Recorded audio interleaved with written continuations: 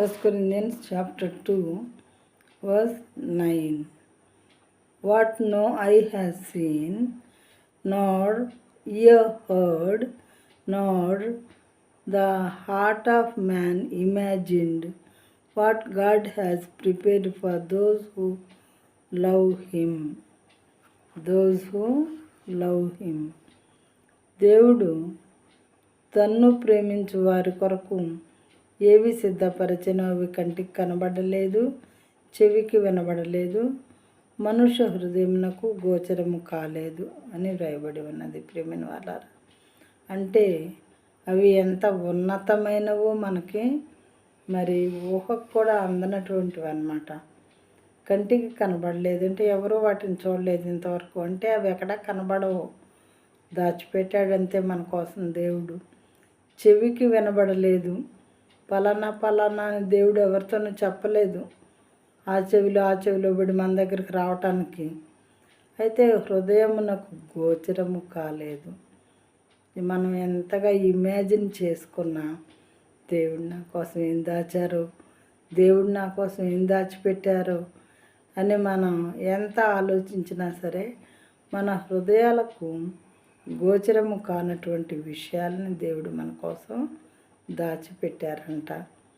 మరి ఎంత ప్రెషియస్ థింగ్స్ని ఎవరి కోసం దాచిపెట్టారు దేవుడు అని అంటే తన్ను ప్రేమించు వారి కొరకు, ఎవరికి పడితే వాళ్ళకి ఇవ్వటానికి కాదు.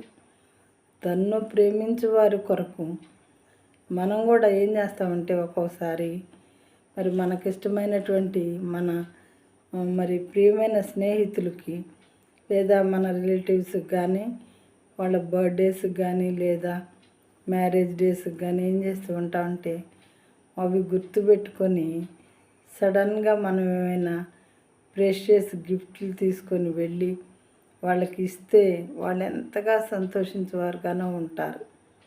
ఇన్ ద సేమ్ వే దేవుడు కూడా మన కోసం వాటిని దాచిపెట్టి మనం ఆయన దగ్గరికి వెళ్ళినప్పుడు మరి ఆయన మనకి ఇవ్వటానికి ఎంతగానో ఇష్టపడి దాచిపెట్టినటువంటి తండ్రిగా ఉన్నారు. ఎంత ప్రేమ కలిగిన తండ్రి చూడండి.